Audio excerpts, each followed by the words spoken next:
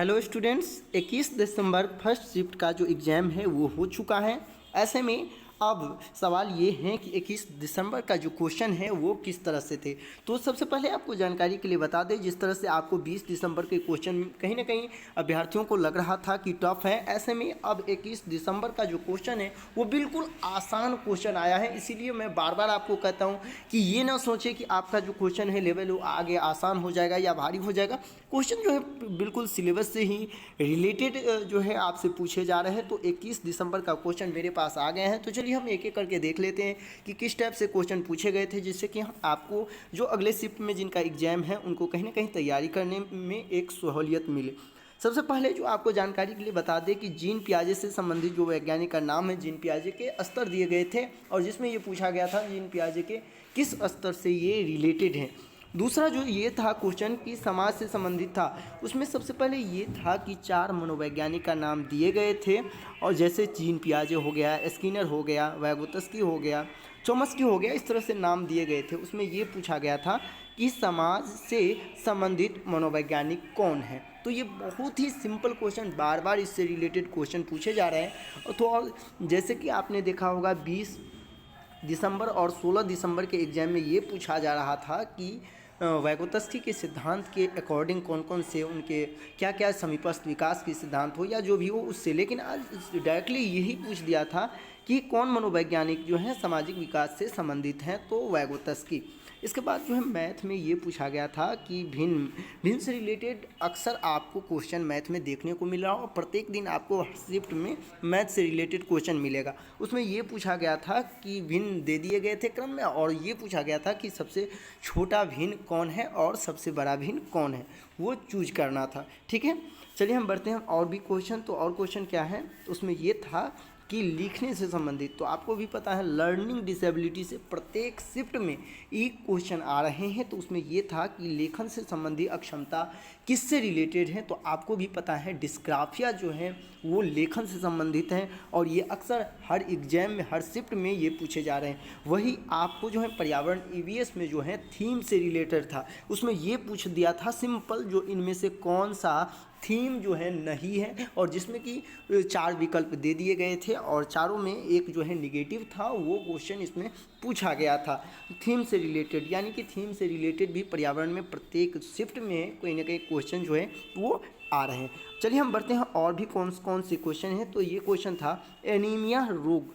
Anaemia रोग का निवारण, यानी आपको यदि एनीमिया रोग हो गया है तो आप कौन सी चीज़ों का सेवन करेंगे, ये क्वेश्चन पूछा गया था। और अक्सर हर शिफ्ट में पहले भी हम बता चुके हैं कि आपको विटामिन से रिलेटेड अक्सर क्वेश्चन पूछे जाएंगे। उसमें ऑप्शन भी बहुत सारे थे, आंवला थे और भी बहुत सारे ऑप्शन थे वो दिए गए थे। और देखिए कल भी जो है टेपिकोआ से रिलेटेड क्वेश्चन आया था और उसमें ये पूछा गया था कि टेपिकोआ का दूसरा नाम क्या है टेपिओका का। और आज जो पूछे गए हैं ये पूछा था, डायरेक्टली नहीं था जो टेपिकोआ, इसमें क्या था टेपिकोआ दिया था और आगे में जो है राज्य विशेष दिया था। फिर जो है वहाँ जो साग है सरसों तेल में साग और वो उनके राज और वो मिलान करने के से रिलेटेड था। तो वो क्वेश्चन जो है आ रहे हैं, यानी कि भोजन से रिलेटेड जो है एक क्वेश्चन आ रहे हैं।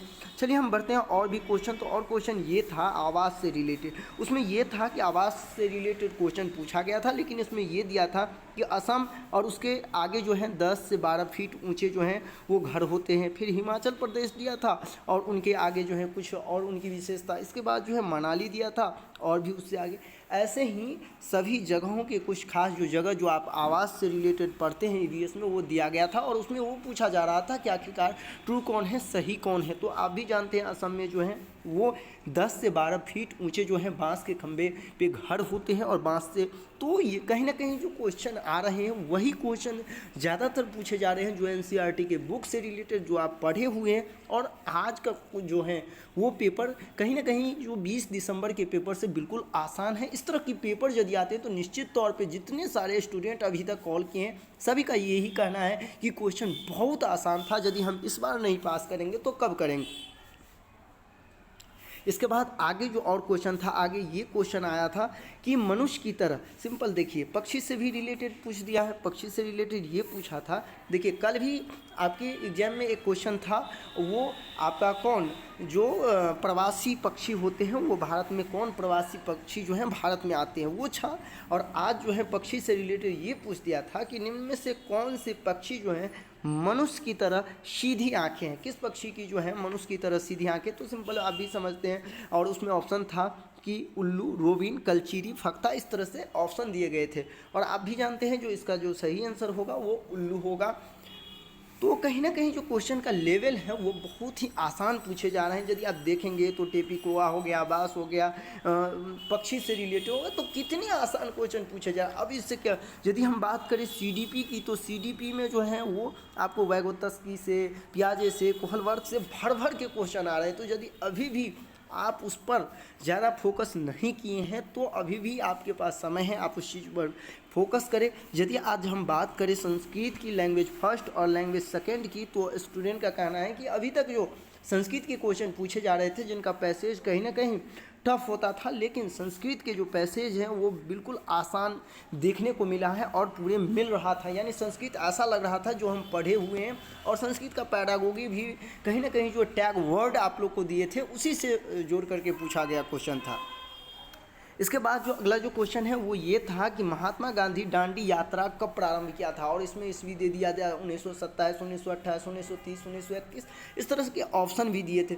यानी कि सीधे तौर पे आप समझ सकते हैं कि इस बार जो क्वेश्चन पूछे जा रहे हैं वो आपको बिल्कुल आपकी सोचन शक्ति पे, और जो ईवीएस की हम बात करें तो ईवीएस पूरे का पूरे एनसीईआरटी से ही ले रहा है। आप यदि हम बात करें इतने सारे क्वेश्चन, तो इसमें कोई भी ऐसे क्वेश्चन नहीं है जो कहीं ना कहीं आपके सिलेबस से रिलेटेड नहीं है। दूसरी बात हम कहना चाहेंगे कि आप लोग जो है मनोवैज्ञानिक से रिलेटेड यदि जिनका एग्जाम अभी तक नहीं हुआ है, वो जीन पियाजे, कोहलवर्ग, वैगोत्स्की, थॉर्नडाइक, स्किनर, इन सब चीज़ को जरूर देख ले।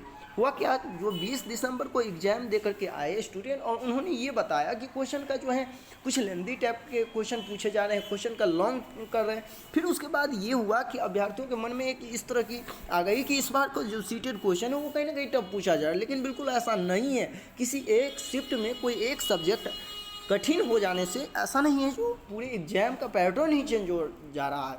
सीडीपी की हम बात करें तो सीडीपी का जो क्वेश्चन है इस बार वो बिल्कुल आपको समझ पे आधारित क्वेश्चन आ रहे हैं, इसीलिए आपको थोड़ी समझने की ज़रूरत है, थोड़ी जानने की ज़रूरत है। और इन सभी क्वेश्चन के आधार पर आप अपनी तैयारी को और भी मजबूत कर सकते हैं, और देख सकते हैं किस तरह से सीटेड का क्वेश्चन जो जिस तरह से आ रहा है, तो निश्चित तौर पे आप सभी लोग सफल होंगे, क्योंकि जिस तरह का क्वेश्चन आ रहा है वो बिल्कुल आसान क्वेश्चन है। तो उम्मीद करते हैं इस वीडियो के माध्यम से आपको ज़रूर इस चीज़ की सीख मिल गया होगा कि किस तरह के क्वेश्चन आ रहे हैं, क्वेश्चन का लेवल क्या है। आप मुझे कमेंट करके ज़रूर बताएं कि यदि लगता है कि नहीं क्वेश्चन बिल्कुल आसान है तो वो भी कमेंट करें, और जैसे जैसे और भी शिफ्ट के क्वेश्चन आ रहे हैं उसका जो फ्रेश वीडियो होगा वो भी हम इस चैनल के माध्यम से अपलोड कर देंगे। तो बने रहे मेरे YouTube channel CTT success classes पे। धन्यवाद।